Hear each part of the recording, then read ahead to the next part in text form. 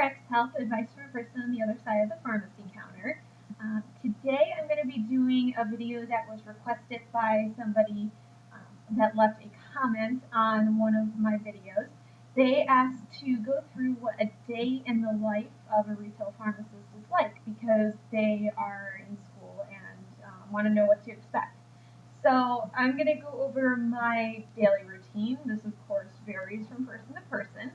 Um, so first thing I do is, I don't have any kids right now, so I have the luxury of getting up about a half an hour before I actually have to leave the house and just getting ready.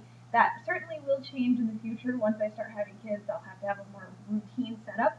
But for me, I am allotted the luxury of getting up as close to the time that I need to actually get to work. So I usually only take about a half an hour to get ready in the morning. I have my cup of coffee or tea, whichever I'm feeling, and I leave the house and just kind of breathe and let go any kind of aggravations, frustrations, any other at-home things that are going on. Just leave my mind, because if I don't, I won't be able to concentrate for the rest of the day, and it is essential that I concentrate when I am at work, because I am in charge of medications that help control people's lives and keep them from getting ill and all the other kinds of things. So it's important that I separate home from work. So that's my morning routine. I get to work, I breathe, and I go in. I usually go in at least a little bit early if I'm opening, because I don't like to walk in and have to immediately start, because there's usually always things that cross over from day to day that whoever was closing the night before leaves for the person the next morning. So I always like to try to go in a little bit early, depending on if I know that the previous day was busy versus not busy. I may go in earlier. I personally have keys to open the store, so if I do need to go in super early, I have the option to go in and open the store and then just kind of lock myself in. Usually if I do that, I always make sure to meet up with one of my technicians, because I don't never like to go into the pharmacy alone by myself, just for safety reasons.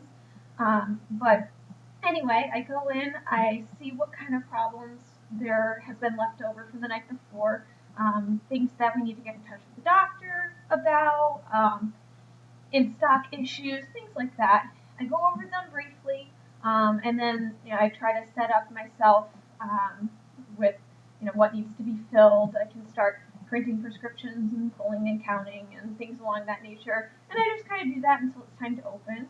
And shortly before we open, I will just take a deep breath, smile, and tell myself today is going to be a good day, regardless of what I'm actually thinking.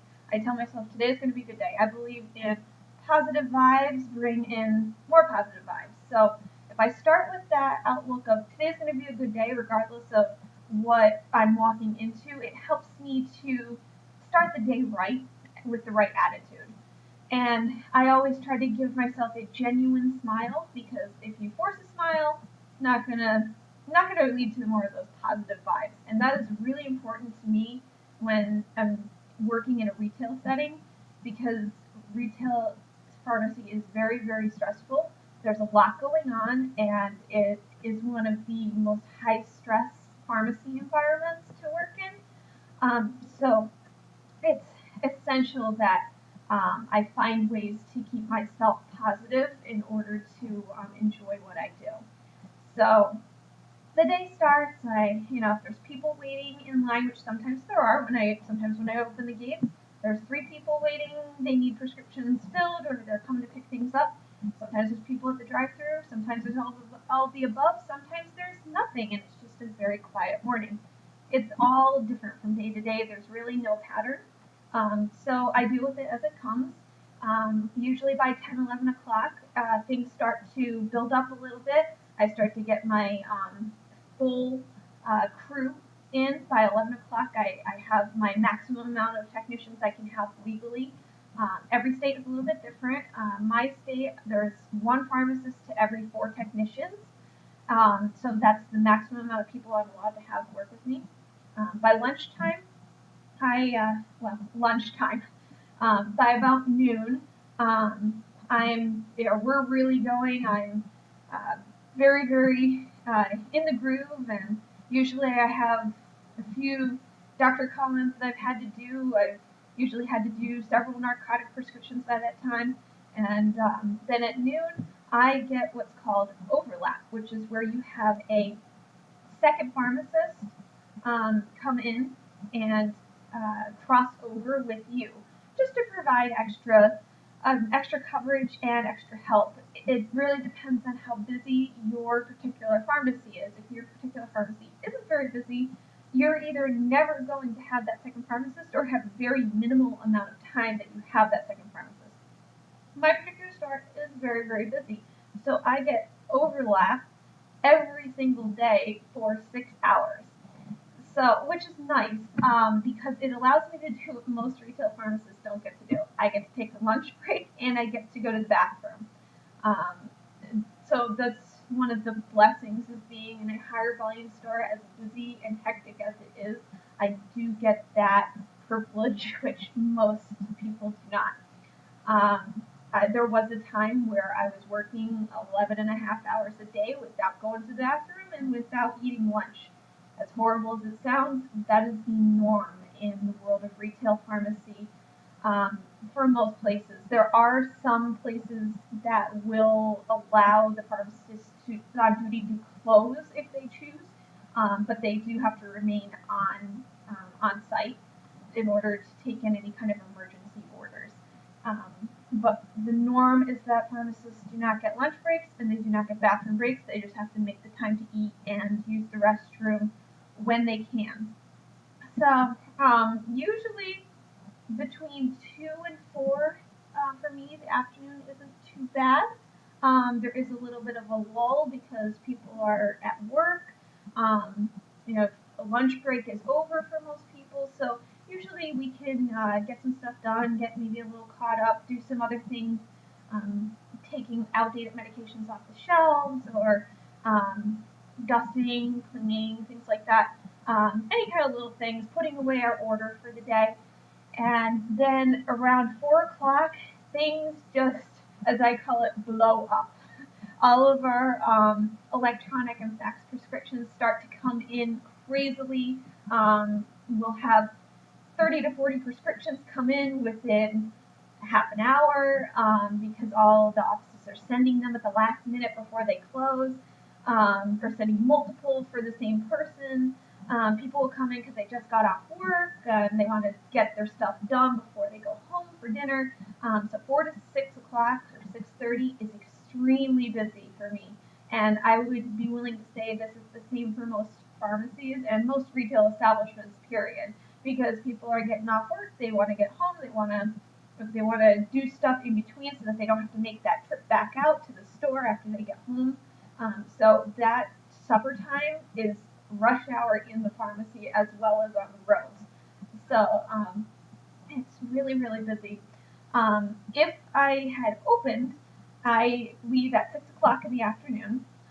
If I were the overlap pharmacist, I would go until the store and pharmacy close at 10 o'clock. Usually, if I am closing, that first hour after my partner leaves is still very busy because you're still getting that residual lunchtime or dinner time rush. So it's still very busy, but not impossible to manage. Then usually from about 7 to 9, things kind of die down. You get that, nighttime lull, and then between 9 and 10, which is our closing hour is at 10, between 9 and 10, you either get a really slow, almost ghost town-like effect, or you get a rush of people that realize, the pharmacy is closing. I need to get down and fill my antibiotics. I need to get down and fill my birth control because I'm out. So it really depends. Again, it's like the beginning of the day. There's really no rhyme or reason. It varies from day to day, and you just deal with it as it comes. And then the last thing I do when I leave work is I take a deep breath before I close the pharmacy, and I breathe, leave any kind of worries or frustrations, angry patients, nasty doctors, anything like that, any kind of frustrations that I dealt with while I was at work. I breathe and I leave behind me, and then I go home because I don't want to take any of that frustration home with me. Just like I don't want to take any frustrations from home to work.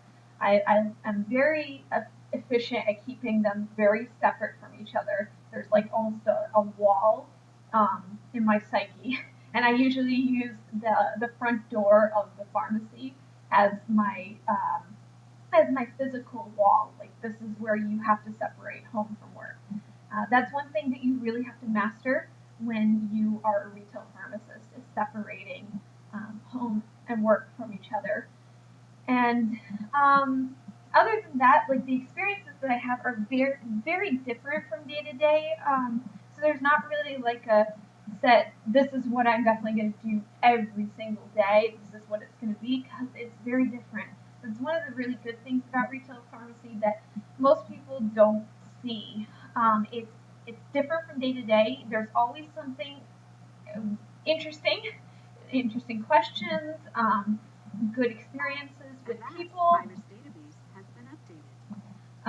or there's lots of different stuff that changes from day to day, so it keeps you on your toes, and that's one of the things that I've learned to really appreciate. Um, and then, of course, you get your opportunities to counsel the little old ladies that need help with their medications, and you make them feel better about taking their medications. The scared first-time parents that have no idea what they're looking for, and you put them at ease and allow them to go home and breathe a little bit, and be able to care for their child with a little more peace of mind. You teach that person to use the EpiPen for the first time, and you feel like you're really making a difference in their lives. That's what I really search for when I am talking to people.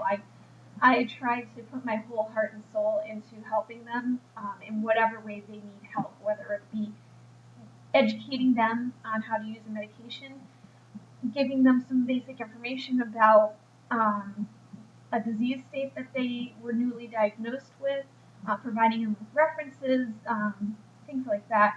And anything that helps them to live better, that's what I aim to do. And that is what all pharmacists should aim to do, is to help a person live more healthily, whatever way that may be. We may not always be able to help cure a person, but we surely can help them to live a healthier, better life, and have a better quality of life. And that is what we always need to do. So that is my day in the life of me as a retail pharmacist. Like I said, everybody's is different, but that is how I deal with the day-to-day pharmacy retail job that I have. If you'd like to hear more specific instances, feel free to drop me a comment, leave me a message, anything. I'm here to talk to any pharmacy students or anybody else just interested in what the workflow is like from day to day. If you go to my blog, pharmacythoughts.wordpress.com, I do have like a couple blogs where I talk about step-by-step different things like pharmacy transfers and other really specific instances. So if you're looking for more specific things as to how I handle situations, you can hop over there. The link should be on